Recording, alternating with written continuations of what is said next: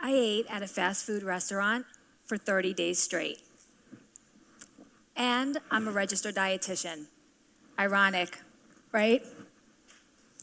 What if I told you that eating at a fast food restaurant for 30 days straight taught me 3 secrets to living a more holistically healthier and better lifestyle? It did. Many people might want to live a longer and healthy life. Some might even want to live to the age of 100, like the centenarians who live in Icaria, Greece, Nicoya, Costa Rica, or Sardinia, Italy. These regions of the world are known as blue zones.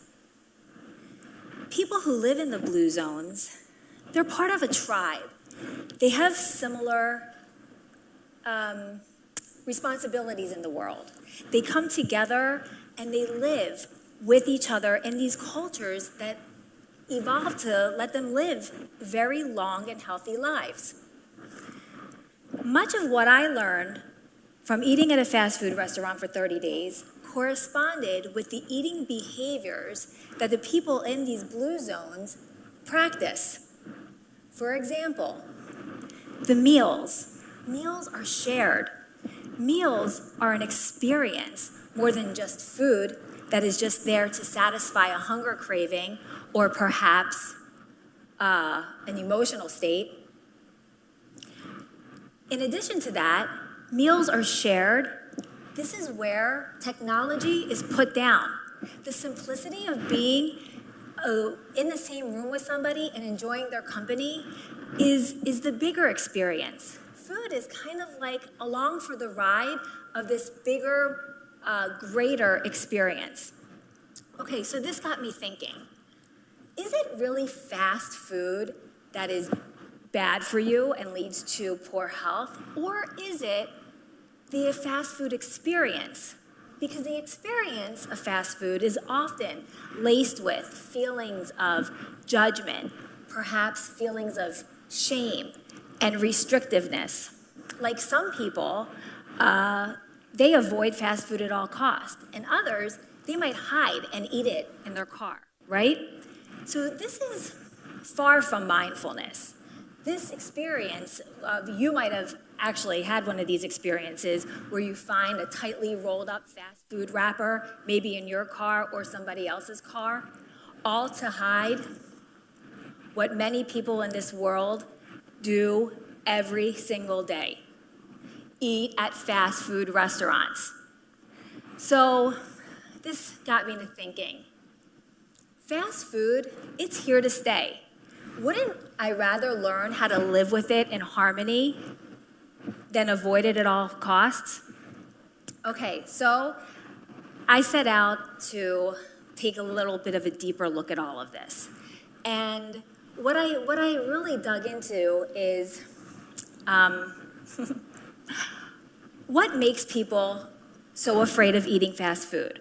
So we have this experience and people go and they go to the fast food, they might go through the drive-through, they might run through it quickly, and they're not really paying attention to what is going on around them. They might eat very quickly, and then they might hide that evidence, like I had said earlier. So this actually, all of these behaviors, these are forms of restrictiveness.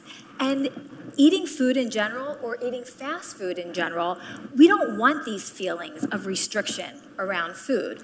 We want to have a better relationship with food, not just this restrictiveness.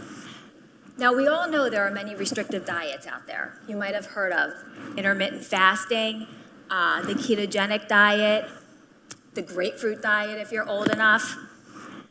Thanks, Hollywood. Yeah, so all of these behaviors, all of these restrictiveness, you know, it ends up really causing harm on the human body. Okay, so it is our responsibility as the consumer, as the person, here to set the barriers for what is the availability and the frequency of the food that you're eating. That means that if you're going to go fast food, or you're going to offer someone in your family fast food, it doesn't mean that that is the only option. It really means that it's one option in the grand scheme of things. Okay, so you might want me to backtrack a little bit here. And I'm going to backtrack to eating fast food for 30 days. How did it all start? How did I get here? Well, it all started on a cocktail napkin. Isn't that where all great ideas begin? So on this cocktail napkin, oh wait, I have it right here. Haha. On this cocktail napkin, with a bunch of colleagues of mine, we created a pyramid, the hierarchy of eating at restaurants. And what do you think was at the bottom of this hierarchy? Fast food. And at the very top of this was the epitome of eating out, and that was 3 Michelin star restaurants. Okay, so we knew that there's a gap here. And off this page jumped some questions at me that I really wanted to answer. And the questions were, 1, when did the perception of fast food change in the United States? And 2, what can I do to help people make better decisions at the drive-thru?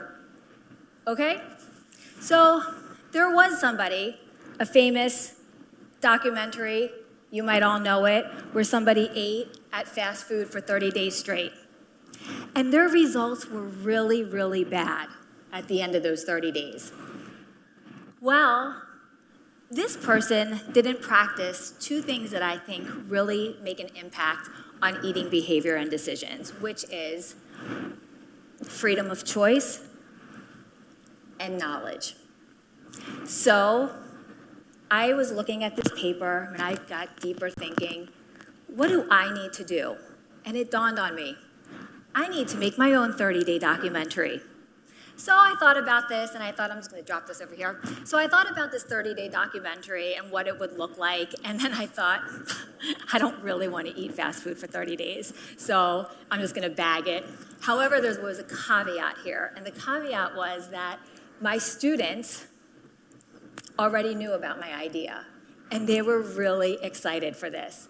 So when I thought I was going to drop it, they're saying, Professor Dardarian, when are you going to start? Professor Dardarian, what variables are we going to measure? Professor Dardarian, what do you think the outcomes are going to be? You know, all the good questions that good college students ask. So I thought, all right, I think we're going to do this. So we laid out an experiment, and we laid out the ground rules. And we divided this into 2 different phases, this experiment. There was phase 1, that was called before fast food, and phase 2, during fast food. So each of these phases, I had to document and journal every day everything that I ate, any type of physical activity I was involved in, and I got on a roll. So for my first 30 days, and before I started all of this, I also wanted to have a baseline of all of my body composition, really. So called my doctor in, and he ordered a bunch of blood work.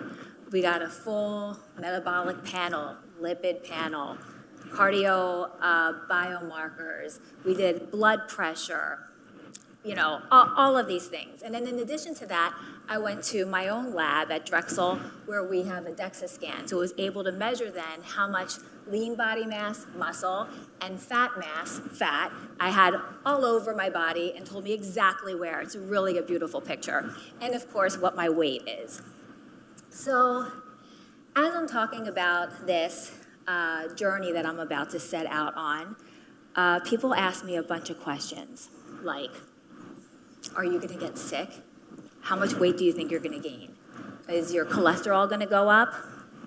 I mean, these were all questions I was thinking, and I'm sure you're all thinking them as well, like what's going to happen with all of this. But here we go. I set off. I didn't know the answers, and these were what we were going to figure out. So I documented everything I ate those first 30 days, found out that I was eating about 1,800 calories every day. My physical activity pretty much remained the same throughout these first 30 days. 60% of my diet was coming from carbohydrates, just like it should according to the USDA dietary guidelines. All my blood work came back. I was healthy. Everything within normal limits. My body weight also in a healthy range. So I was in a groove. Then those 30 days ended, and we went into the during fast food. During fast food phase started on a Monday, like all diets start on a Monday, right? So I go into the fast food restaurant of choice, and I was ready to place my first order. And it did feel kind of awkward, I have to admit.